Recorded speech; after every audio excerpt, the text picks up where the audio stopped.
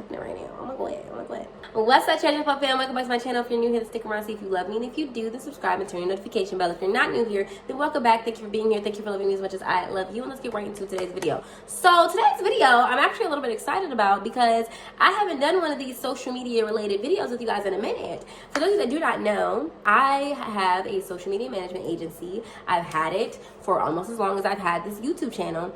And for a while, I was giving you guys all of the tips and all the tricks, and I was talking about social media stuff on here, but then I kind of got away from it because I got more into the personal branding. But a few people have asked me, like, hey, like, I like the more long form videos that you were doing, so we're gonna bring them back little by little, see how you guys feel about them. And if you guys like them, then I'll continue to bring them back.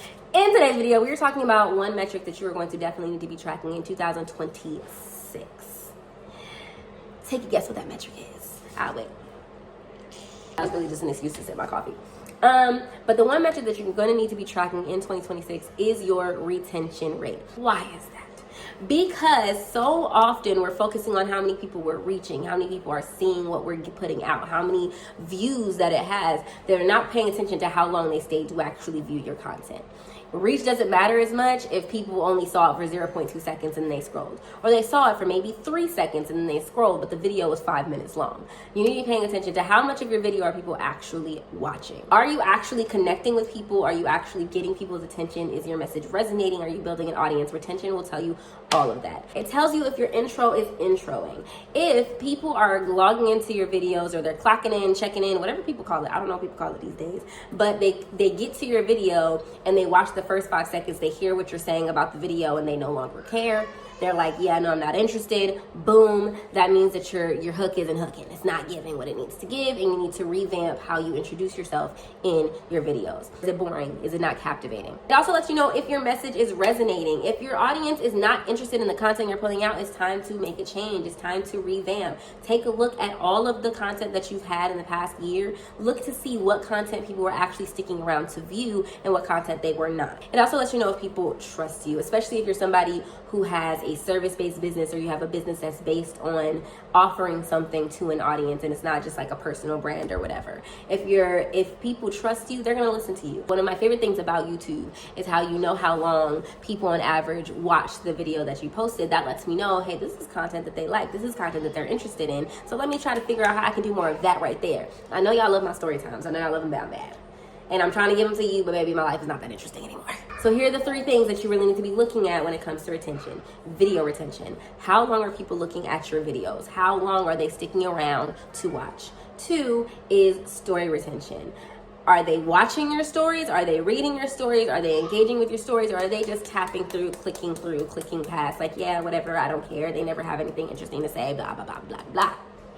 The next thing is your page retention. If you're on social media, how often are people on your page? Are they on your page and they're scrolling? Are they on your page and they're interested in the multiple different things that you're posting? Are they coming to your page and sticking around because they're interested in what it is that you have to offer? Or are they going to your page and immediately clicking off? Your page has no interest. It's not pleasing to the eye. There's no information on it that's worth looking at. They look at the first couple of videos, if they even do that, and they click off. How to improve your retention on your platforms. The first thing is to start off strong. Work on your energy, your hook, what you say first. First impressions are lasting. So if their first impression of you is negative, if their first impression of you is they're not entertained if you're meant to entertain, they're not educated if you're meant to educate, they're not curious as to what the next things out of your mouth are to say next, that means you need to switch it up, change up how you do the intros. Next thing is leave out the fluff. If you are somebody who is supposed to be giving value, give value. Don't give a bunch of nonsense. Stop adding all the fluff and all the extra and trying to throw stuff in there to add more meat to the story. I know a lot of people will make really long YouTube videos, drawn out, extra as all get out. My vlogs are long, like, don't get me wrong. But when I'm sitting down and I'm talking to y'all, I'm trying my best to just go ahead and get the points out there because you're interested in the information. You're not interested in foolishness and fluff and giving out content just for the sake of giving out content. It does actually ruin the trust that your audience has in you if they know that you're posting things just for the sake of posting things. The next is to make sure that you're being relatable. We are all human beings. And actually, that's the 4th point too. 3rd and 4th point are going to go hand in hand. Be relatable and be a person. Make sure that you're speaking like a human, because you are speaking to humans. You want to resonate with them. You want to connect with them. You want to relate to them, which means that you need to be creating content. And when you're speaking in that content, just freaking talk. You do not have to sound all pish posh bagosh and all that stuff. You don't have to do that. Just talk.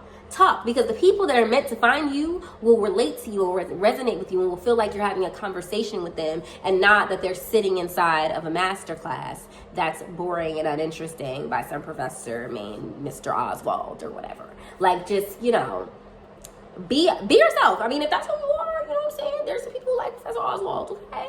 But if that's not who you are, if you make your friends laugh, act like that. Like, get the messaging and align it with who you are as a person, along with your business and your brand, so that it's easier for you to connect to the audience that works for you. I'm not saying be unprofessional, but I'm saying that professionalism is not being boring. If this video helped you, if you guys like this video, if you guys want more videos like this about social media, if you guys want me to go into 2026 giving you guys more of the tea when it comes to content creation and branding and the stuff that I do for my clients, I do not do it for myself as much, but I'm working on it, okay? That's a part of the journey right now. We're trying to circle back to doing the same stuff I do for my clients for myself. We're working on it, okay? Give me a break, okay? It's really hard to do it on the outside and on the inside too, okay? Anyway, if you guys made it to this point in the video, you love me, right? You love me? You love me? Thanks. I love you too. Then subscribe, turn your notification bell, follow me on social media. It's Cherishing Flow on everything,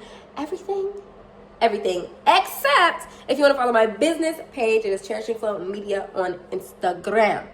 That is the social media business page. All of the tips and the tricks and the things and the wings, and just, you know, just go follow it. Yeah. Anyways, I love you guys so much, and I'll see you guys in the next video.